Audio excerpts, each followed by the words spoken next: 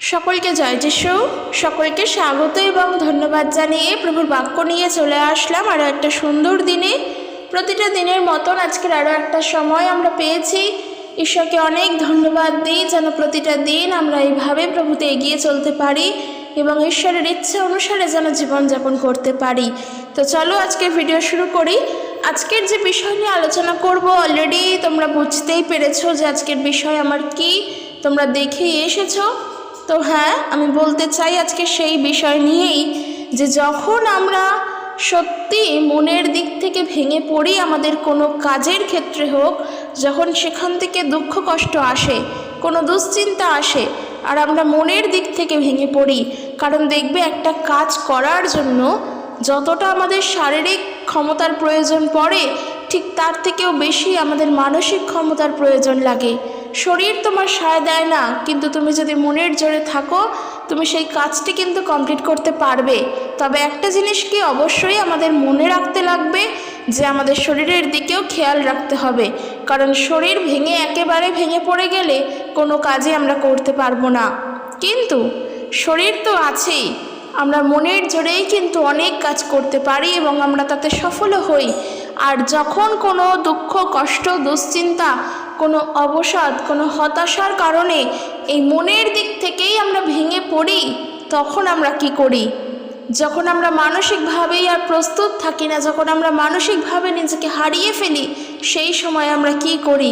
তখন আমাদের একটাই পথ খোলা থাকে, ঈশ্বরের শরণাপন্ন হওয়া, তাই না?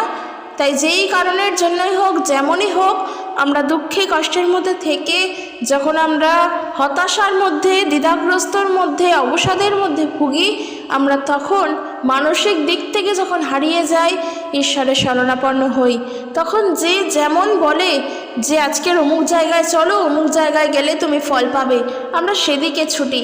আবার অনেক মানুষ অনেক কথা ওই সময় আমাদেরকে বলে, আমরা তা শুনি। আবার কেউ ভালো কথাও বলে, আমরা শুনি। কিন্তু আমরা যখন সম্পূর্ণভাবে মানসিকভাবে ভেঙে পড়ি, তখন আর আমাদের কারোর কথাই শুনতে ভালো লাগে না। তখন আমরা শুধুমাত্র ঈশ্বরের শরণাপন্ন হতে চাই, ঈশ্বরকে ডাকতে চাই, ঈশ্বরের চরণতলে থাকতে চাই। তো আজকের আমি সেই বিষয়গুলো নিয়ে আলোচনা করছি। প্রভু যিশু তিনি আমাদেরকে সান্ত্বনা প্রদান করেন, তিনি আমাদেরকে সান্ত্বনা দেন, তিনি আমাদেরকে সকল মুহূর্তে সান্ত্বনা দেন। তিনি আমাদেরকে জানান দেন যে তিনি আছেন, তিনি আমাদেরকে ছাড়েননি, তিনি আমাদেরকে ছাড়বে না। তাই আমি একটা কথা বলতে চাই এই মুহূর্তের জন্য, যে যারা যারা যেই কারণের জন্যই হোক না কেন মনের দিক থেকে সাহস হারিয়ে ফেলেছো, মনের দিক থেকে কষ্টে রয়েছো, মানসিকভাবে দুশ্চিন্তায় রয়েছো, শুধুমাত্র ঈশ্বরের উপরে নির্ভর করো। কারণ আমরা যোহন লিখিত সুসমাচার তার 14 অধ্যায় 1 পদ যদি পড়ি, সেখানে দেখব প্রভু যিশু স্বয়ং তিনি নিজেই বাক্য তিনি দিচ্ছেন, তোমাদের হৃদয় উদ্বিগ্ন না হোক, ঈশ্বরে বিশ্বাস করো, আমাতেও বিশ্বাস করো। প্রভু যিশু কথা বলছেন, তোমাদের মনকে উদ্বিগ্ন করো না, তোমাদের হৃদয়কে উদ্বিগ্ন করো না। দেখো এই যে প্রভুর বাক্য, এই বাক্যর যদি বিষয় দেখি তাহলে এই বাক্য প্রভু যিশু তার শিষ্যদের উদ্দেশ্যে বলেছেন। অর্থাৎ আমরা যদি একটু দেখি 13 অধ্যায়, তাহলে দেখব প্রভু যিশু এখানে তার শিষ্যদের পা ধুয়ে দিলেন এবং তারপর প্রভু যিশু তার মৃত্যুর বিষয়ে জানান দিলেন। অর্থাৎ তার মৃত্যুর বিষয়ে তিনি তো অলরেডি ভগবানে করে গিয়েছিলেন যে তার এইভাবে মৃত্যু হবে, সেটা তিনি জানতেন। আর সেই সমস্ত বিষয় তিনি তার শিষ্যদেরকে বললেন এবং তারপর প্রভু যিশু যে চলে যাচ্ছেন তার জন্য তার শিষ্যেরা সত্যি অনেক উদ্বিগ্ন হয়ে পড়েছিল। তারা অনেক দুঃখ কষ্ট যন্ত্রণার মধ্যে পড়েছিল এই মুহূর্তের জন্য। একটু আমরা ভেবে দেখি, আমরা আমাদের প্রিয় মানুষকে কেউই হারাতে চাই না। আমরা ভাবি, আমরা জানি যে সে হয়তো থাকবে না চিরকাল, কিন্তু তার হলেও সে যেন সব সময় আমাদের সঙ্গে থাকে। আমরা কি কেউ কখনো আমাদের প্রিয় মানুষকে হারাতে চাই? কখনোর জন্য না। প্রভু যিশু কিন্তু অবশ্যই তার শিষ্যদের কাছে প্রিয় ছিলেন। আজকের আমরা বিশ্বাসী, আমাদের কাছে তো প্রভু যিশু প্রিয়। প্রভু যিশু কিন্তু তার শিষ্যদের কাছে অবশ্যই প্রিয় ছিলেন। তার শিষ্যরা যারা ছিলেন তারা দুশ্চিন্তায় পড়ে গিয়েছিলেন যে প্রভু যিশু চলে যাচ্ছেন, এরপর আমরা কি করব, আমরা কোথায় যাব, আমরা কার কাছে যাব, আমরা কেমনভাবে চলবো, এই সমস্ত চিন্তা ভাবনা কিন্তু তাদের মধ্যে তখন চলে এসেছিল। মুহূর্তগুলো বুঝবো, ঘটনাগুলো তো অবশ্যই সম্পূর্ণ আলাদা।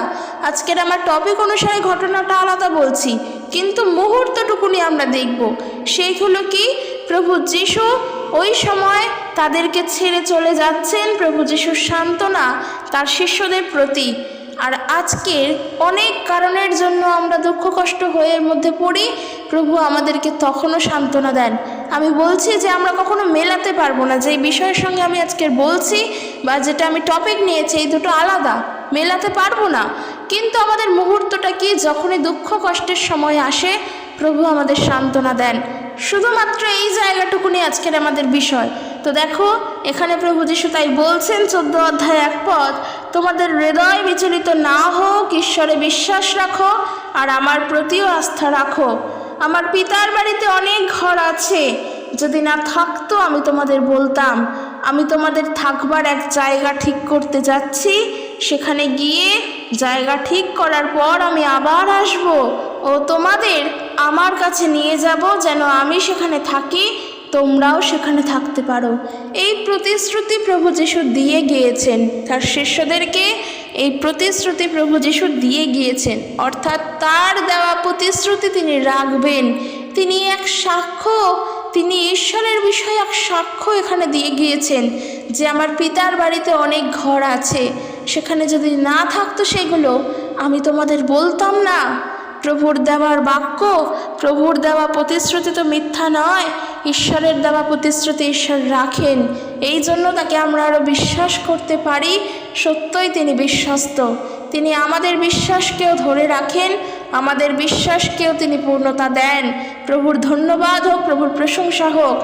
এখানে প্রভু যিশু ঈশ্বরের বিষয়ে এক সাক্ষ্য প্রমাণ দিয়ে গিয়েছেন যে আমার পিতার গৃহে অনেক ঘর আছে, যদি না থাকতো তাহলে আমি তোমাদের বলতাম। আছে বলেই আমি বলছি, যদি না থাকতো আমি এই বিষয় তোমাদেরকে জানাতামই না। তাই জন্য বলছে, তোমরা হৃদয়কে উদ্বিগ্ন করো না, বিচলিত হইও না, ঈশ্বরের উপরে বিশ্বাস রাখো আর আমার প্রতিও আস্থা রাখো। তার শিষ্যদেরকে এই কথা তিনি বললেন যে এই মুহূর্তের জন্য আমি তোমাদেরকে ছেড়ে চলে যাচ্ছি, মানে চিন্তা করো না যে আমি তোমাদেরকে সম্পূর্ণভাবে ছেড়ে চলে যাচ্ছি। এই সমস্যাগুলো আজকের আমাদের হয়, আমরা ভাবি যে প্রভু যিশু আমার সঙ্গে থাকবেন কি করে, আমি তার উপরে নির্ভর করব কি করে। আজকের আমাকে বলা হয় যে আজকের তোমার অর্থ কম আছে, চিন্তা করো না, ঈশ্বর যোগানদাতা ঈশ্বর, তিনি যোগান দেবেন, তার উপরে নির্ভর করো, তুমি প্রার্থনা করো। এই বিশ্বাসে অনেক মানুষই বিশ্বাস করতে পারে না। তারা মনে করে যে শুধু প্রার্থনা করলেই কি সব পাওয়া যাবে, শুধু বিশ্বাস করলেই কি সব পাওয়া যাবে। আমি তো আর চোখের সামনে প্রভু যিশুকে দেখতে পাচ্ছি না, আমি তো আর চোখের সামনে তাকে দেখতে পাচ্ছি না যে সে সাহায্য করে যাবে, তাকে বলবো আর সে সাহায্য করবে। তাহলে আমার কি দরকার সেরকম প্রার্থনা করার? আমি আমার মতনই চলি, আমার এরকম বিশ্বাস করারও দরকার নেই।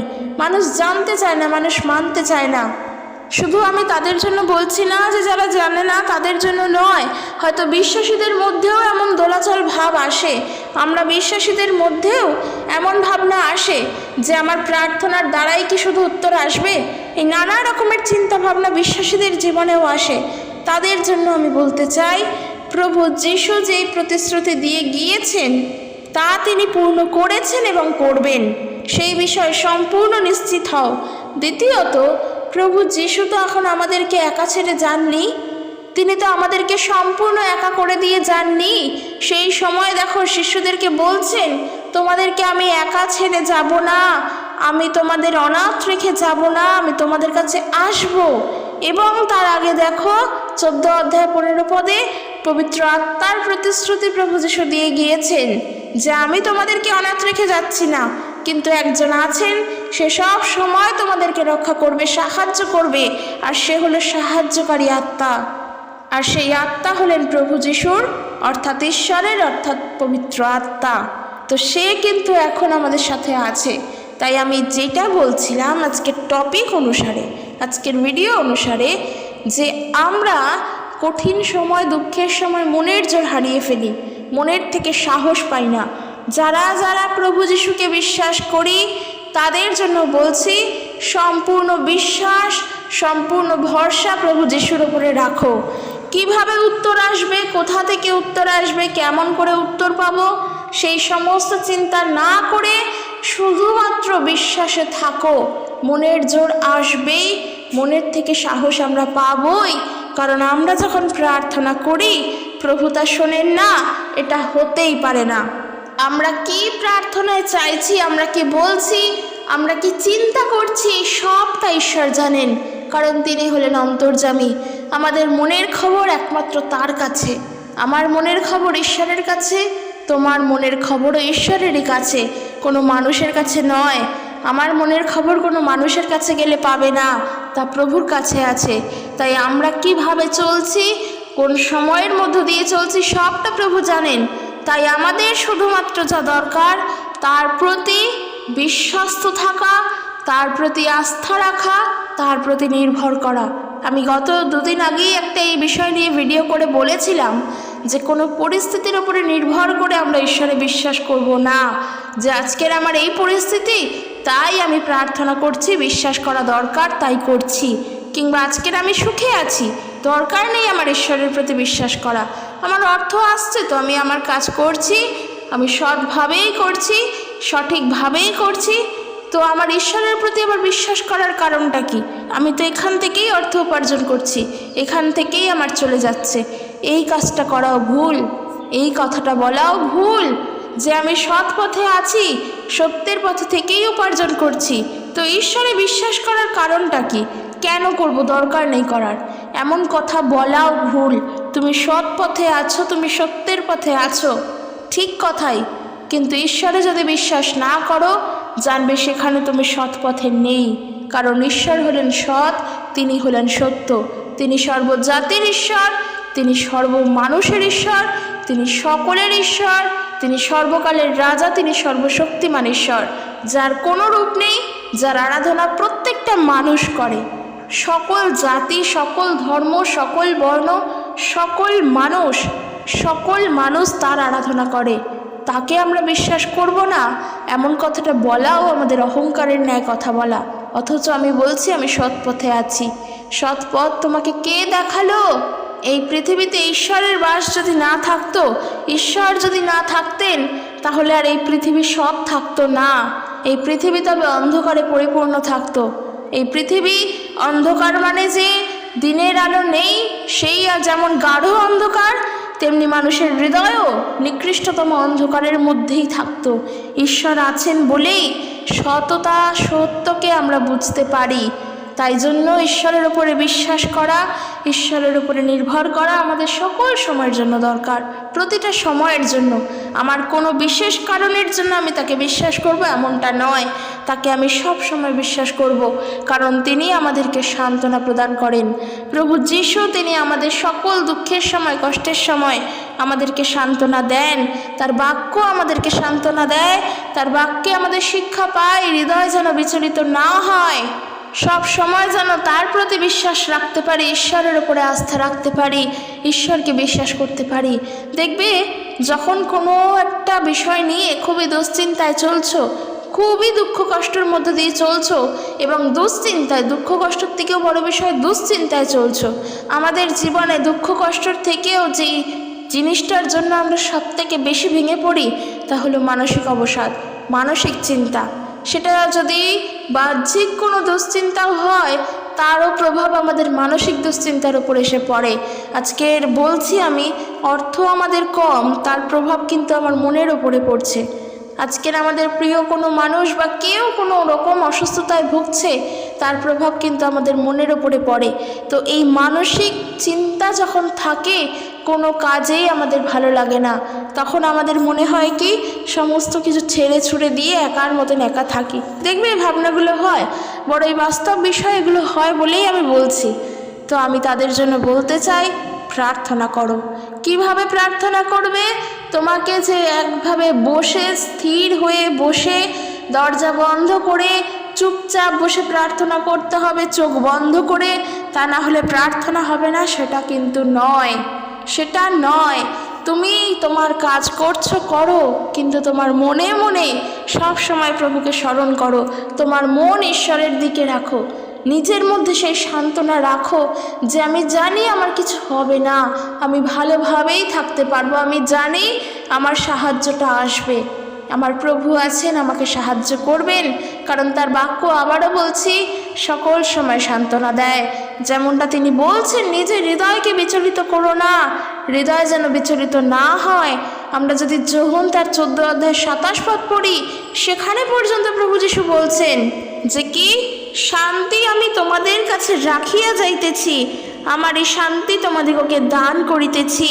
জগৎ যেরূপ দান করে আমি সেরূপ দান করি না। তোমাদের হৃদয় উদ্বিগ্ন না হোক, ভীত না হোক। এরও বিষয় আলাদা, এরও প্রেক্ষাপট আলাদা, কিন্তু প্রভুর বাক্য আমাদেরকে সান্ত্বনা দেয়। তার বাক্যের দ্বারা আমাদের শঙ্কার সময় যখন আমরা ভীত হই, প্রভু যীশুর শিষ্যরাও তো ওই সময়ের জন্য ভীতই হয়ে গিয়েছিল। তারা তো শঙ্কিত হয়ে গিয়েছিল যে প্রভু যীশু আমাদেরকে ছেড়ে চলে গেলে আমরা কি করব।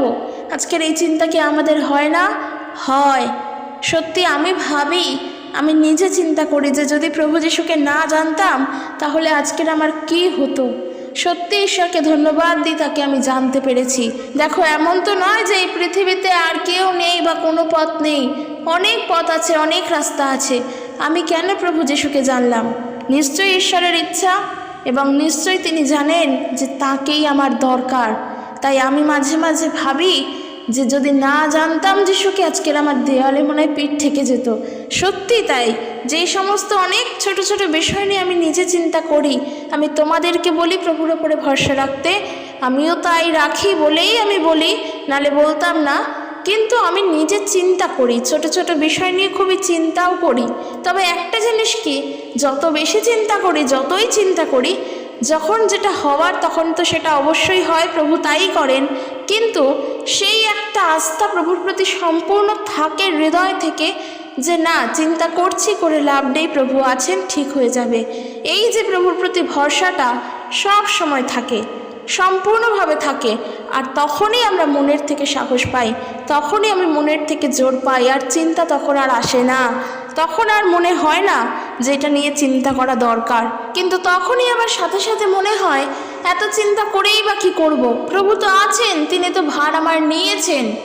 এই বিশ্বাসে বিশ্বাসী হও, প্রভু তোমার ভার নিয়েছেন। প্রভু তোমার ভার নিয়েছেন মানে কি, তাকে তুমি তোমার ভার দিয়েছো। যখন বলবে প্রভু আমি নিজের ভার তোমাকে দিলাম, আমার সমস্ত ভার তোমার ওপরে রাখলাম, চিন্তা ভাবনা, সুখ দুঃখ, হাসি কান্না, জীবনের সকল প্রয়োজন অপ্রয়োজন সকল ভার তোমার ওপরে রাখলাম, তোমার ইচ্ছা অনুসারে তুমি চালনা করো। মানে তোমার ভার তুমি প্রভুকে দিলে, প্রভু তোমার ভার গ্রহণ করলেন, প্রভু নিলেন তোমার থেকে। তো তিনি আর দ্বিতীয়বার সেটা তোমার জন্য বা তোমার দিকে ছুড়ে দেবে না, তা তিনি নিলেন, তিনি তার কাছে রাখলেন, এবং তিনি তোমাকে প্রয়োজন মতো পরিচালনা করলেন। তো যখন নিজের ভার প্রভুর হাতে রাখলে, প্রভুর হাতে যখন নিজেকে সমর্পণ করলে, তখন জেনে রাখো তিনি সব সময় তোমার জন্য আছেন। আর আনন্দের খবর, আনন্দের বিষয় এটাই বিশ্বাসীদের জন্য, প্রভু যীশুর শিষ্যদের জন্য তখন তাই ছিল যে প্রভু যীশু পবিত্র আত্মার প্রতিশ্রুতি দিয়ে গিয়েছেন। পবিত্র আত্মা যখন আমাদের সাথে, আমরা বলি না যে আমাদের হৃদয় পবিত্র আত্মার মন্দির, সেখানে পবিত্র আত্মার বাস। যখন পবিত্র আত্মা সেখানে, তাকে জাগিয়ে রাখো, সব সময় প্রার্থনা করো, সে যেন তোমাকে সকল সময় সাহায্য করে, তোমার সমস্ত মুহূর্তকে যেন সে বুঝতে পারে, তোমার সমস্ত কঠিন সময়কে যেন সে নিতে পারে। তার জন্য তাকে বলো, তাকে অনুমতি দাও, পবিত্র আত্মাকে বলো যেন সে তোমাকে সাহায্য করে। এই একটা বড় আনন্দের খবর। বিশ্বাসীদের কাছে পবিত্র আত্মা আছে। সত্যি খ্রিস্ট বিশ্বাসীরা, যারা প্রকৃতভাবে বিশ্বাসী, যাদের জীবন ঈশ্বর কেন্দ্রিক, যারা ঈশ্বরকে কেন্দ্র করেই ঘুরছে, অর্থাৎ মিডল পয়েন্টে আমরা যেমন জানি সৌরজগতের মাঝখানে সূর্য, পৃথিবী কিন্তু সূর্যের চারিদিকে ঘুরছে, ঠিক একই রকম ঈশ্বর আমাদের কেন্দ্রবিন্দু। ঈশ্বরকে সামনে আছেন, তিনি আমাদের সাথে আছেন, আমাদের মধ্যে আছেন, আর আমরা ঘুরছি, অর্থাৎ তিনি আমাদের পরিচালনা করছেন, আমরা ঘুরছি।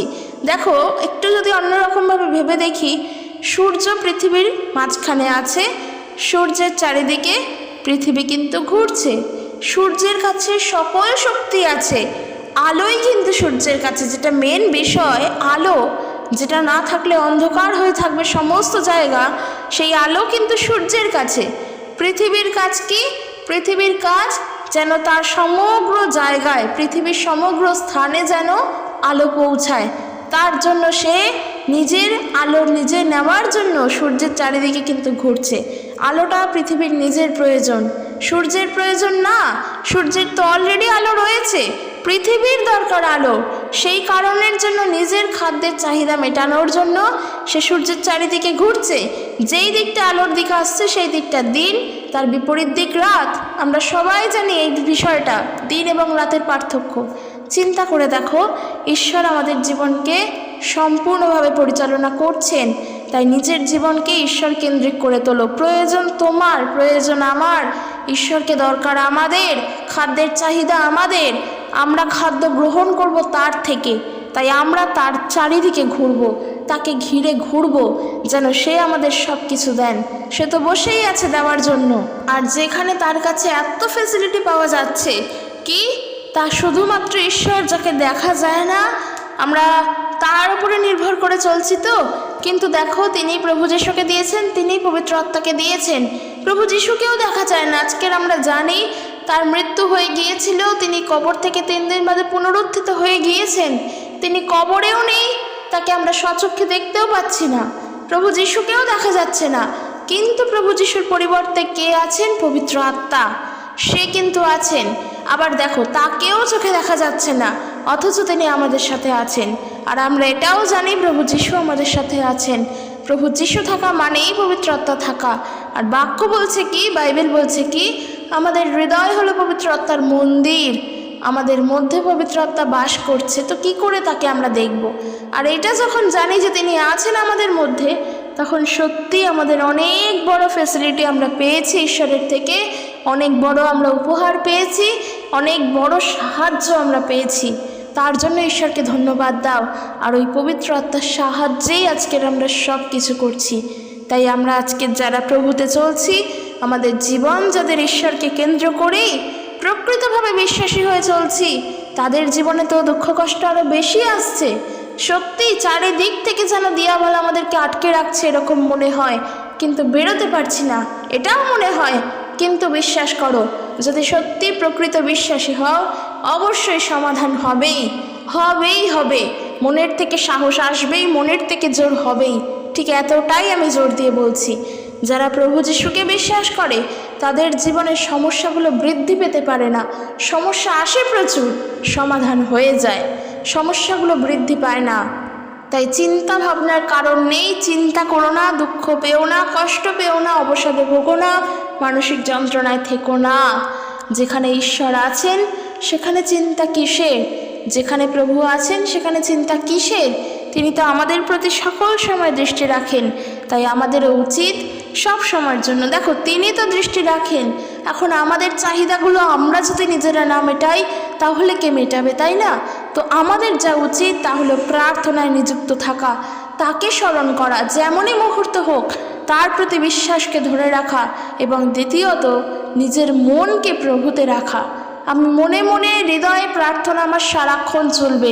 সেই প্রার্থনা কেউ দেখতে পারবে না, তা শুধু প্রভু শুনবেন, কারণ তিনি হলেন অন্তর্যামী। কিন্তু আমার মনে মনে প্রার্থনা সকল সময় চলবে, সকল সময় চলবে। আমার মন প্রভুতে স্থির থাকবে।